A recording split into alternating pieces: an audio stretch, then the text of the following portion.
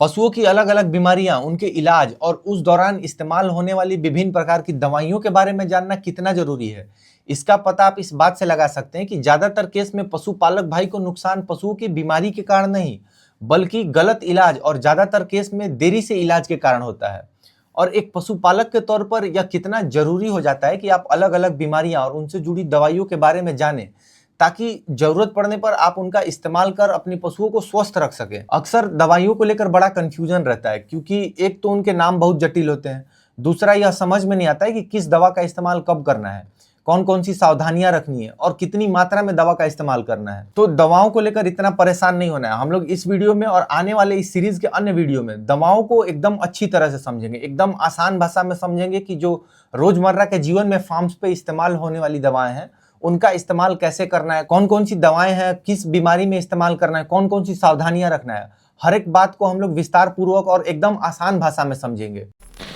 Video के बीच में खलल देने के लिए माफी चाहूंगा दोस्तों, लेकिन आपसे एक जरूरी बात करना चाहता हूं। आप लोग हमारी वीडियो को इतना प्यार दे रहे हैं, हमारी वीडियो को देख रहे हैं, सीख रहे हैं, इसके लिए बहुत बहुत धन्यवाद दोस्तों। लेकिन अभी भी आप लोगों में से ज्यादातर लोगों ने हमारे चैनल को सब्सक्राइब करके नहीं रखा हुआ है, तो कृपया हमारे चैनल को सब्सक्राइब करिए। आपके एक सब्सक्राइब से हमको काफी उत्साह मिलता है। जब लोग हमारी वीडियो को देखकर हमारे चैनल को सब्सक्राइब करते हैं तो इससे लगता है कि हम अच्छा काम कर रहे हैं। तो अगर आपको वीडियो से कुछ सीखने को मिल रहा है और आपको हमारा काम पसंद आता है तो कृपया करके चैनल को सब्सक्राइब करें। तो आज जिस दवा की हम लोग बात कर रहे हैं, यह पशुपालन के क्षेत्र में बहुतायत में इस्तेमाल होने वाली दवा है। और अगर आप पशुपालन से लंबे समय से जुड़े हुए हैं तो आपने इस दवा का इस्तेमाल या फिर इससे जुड़े सेम कंपोजिशन की दवा का इस्तेमाल अपने पशु पर जरूर से जरूर किया होगा। तो आज के इस वीडियो में हम बात कर रहे हैं अलीवीरा कंपनी के द्वारा बनाए जाने वाली बायोबूस्ट बोलस के बारे में। क्या है यह बोलस, इसका इस्तेमाल कैसे करते हैं, चलिए जानते हैं। तो सबसे पहले क्या है भाई बायोबूस्ट बोलस। तो देखिए, बायोबूस्ट जो बोलस है, ये एक एलोवेरा कंपनी के द्वारा बनाया जाने वाला एक तरह का प्रोबायोटिक बोलस है, जिसमें कंपनी आपको एक स्ट्रिप में 4 बोलस देती है। तो इसमें एक टर्म आ रहा है कि प्रोबायोटिक और बोलस, ये क्या है। तो देखिए, बोलस तो आप जानते हैं, बोलस बड़ी दवाओं को कहा जाता है जो जानवरों के इस्तेमाल में लिया जाता है। टैबलेट छोटी दवाओं को कहा जाता है जो मनुष्य इस्तेमाल करते हैं, और बड़ी जो दवा है उसको हम लोग बोलस कहते हैं। तो ये जो टर्म आ रहा है प्रोबायोटिक, इसको समझिए। देखिए, प्रोबायोटिक जब भी आपको दवा में दिख जाए कि प्रोबायोटिक है, प्रोबायोटिक बोलस है, तो ये समझ लीजिए कि पशुओं के जो पाचन क्रिया से जो संबंधित जो बीमारी है उसके लिए प्रोबायोटिक का इस्तेमाल होता है।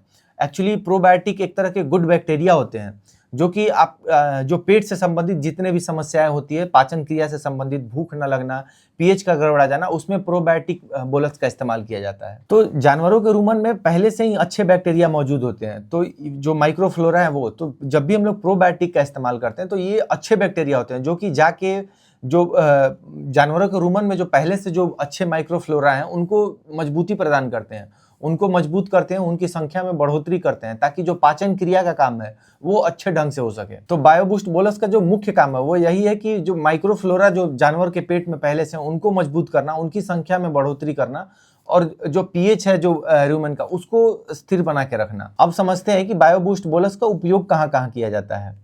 तो जो बायोबूस्ट बोलस है, इसका इस्तेमाल जो पशु में एनोरेक्सिया की जो समस्या होती है। अब एनोरेक्सिया क्या है, तो एनोरेक्सिया एक मेडिकल टर्म है जिसका मतलब होता है कि पशु को जो भूख न लगना, मतलब भूख न लगने की स्थिति को एनोरेक्सिया बोला जाता है। तो एनोरेक्सिया में इसका इस्तेमाल होता है जब पशु को भूख नहीं लगता है, जब वो चारा पानी ठीक से नहीं खाता है, और उसके अलावा जो है अपच की जब स्थिति हो जाती है या फिर पशुओं में दस्त देखने को मिलती है, तो जो पेट से जुड़ी जो समस्याएं हैं इस तरह के, उसमें आप बायोबूस्ट बोलस का इस्तेमाल कर सकते हैं। तो ये एक तरह का प्रोबायोटिक बोलस है और इसका कोई साइड इफेक्ट देखने को नहीं मिलता है। तो पेट से जुड़ी जितनी समस्याएं हैं उसमें इस्तेमाल किया जा सकता है। साथ ही साथ अगर पशु में और भी कोई मेडिसिन चल रहा है, हैवी मेडिसिन के हैवी डोज पे, तो उसमें पेट के पीएच को बैलेंस करने के लिए बायोबूस्ट बोलस का इस्तेमाल किया जाता है। इस बोलस का काम ये है कि जो रूमेन में जो माइक्रोफ्लोरा जो मौजूद होते हैं उनको एक्टिवेट करता है, उनकी संख्या में बढ़ोतरी करता है, जिससे जो पशु का जो पाचन क्षमता है वो अच्छा हो जाता है, जो पशु का भूख है वो बढ़ने लगता है। देखिए, मैं अक्सर कहते रहता हूं कि जो 50% बीमारियां हैं, 50% से ज्यादा बीमारियां पशुओं की पेट से जुड़ी होती हैं, और एक बार अगर आपने पेट को सही कर लिया, दुरुस्त कर लिया, तो पशु की 50% बीमारियों से आप निजात पाएंगे। जो बायोबूस्ट टैबलेट है ये यही काम करता है कि पशुओं का जो रूमेन है उसको अच्छा बनाए रखता है, उसके जो बैक्टीरिया हैं उनको सपोर्ट करता है कि अच्छा बैक्टीरिया का ग्रोथ हो पाए, जो माइक्रोफ्लोरा है वो अच्छे से खाना पचाने का काम कर पाए। तो अब बात कर लेते हैं इसके कॉम्पोजिशन की कि भाई इसमें डाला क्या क्या गया है। तो सबसे पहले आ जाता है लाइव ईस्ट कल्चर। इसमें अगर एक टैबलेट की अगर हम लोग बात करें तो इसमें 3 ग्राम आपको लाइव ईस्ट कल्चर मिल जाएगा। तो अब ये ईस्ट क्या होता है? तो ईस्ट साइक्रोमाइसिन सर्वेसी का नाम सुना होगा, ये एक तरह का ईस्ट है। इसका इस्तेमाल आपको बेकिंग सोडा, जो मीठा सोडा होता है, उसको बनाने के लिए भी किया जाता है। तो इसका जो मुख्य काम होता है ये होता है कि जो रूमेन में जो अच्छे बैक्टीरिया हैं उनको ये बढ़ावा देता है। साथ ही साथ जो पीएच का कंट्रोल है वो भी पीएच का कंट्रोल करता है। जो यीस्ट है, जो लाइव यीस्ट कल्चर है, इसका काम यही होता है। आप हम लोग मीठा सोडा का अलग से भी इस्तेमाल करते हैं पशुपालन में, पशुओं के फीड में। तो इसका काम यही होता है कि पीएच को बैलेंस करना। साथ ही साथ ये जो पशु के पेट में जो माइक्रोफ्लोरा है उनको ये चीज बहुत पसंद है और इससे उनको काफी बढ़ावा मिलता है, मजबूती मिलता है। अब दूसरे नंबर पे इसमें मौजूद है एमिनो एसिड, जिसकी मात्रा इसमें इस बोलस में 2 ग्राम है।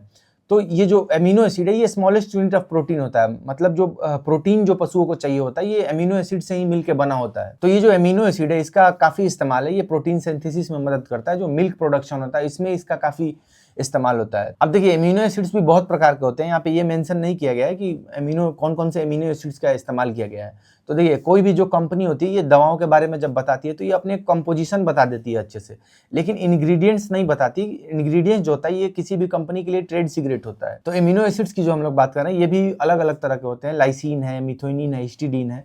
तो ये अलग अलग तरह के एमिनो एसिड्स हैं। अब तीसरे नंबर में इसमें डाला गया लाइव लैक्टोबैसिलस एस्पेरोजीनस को।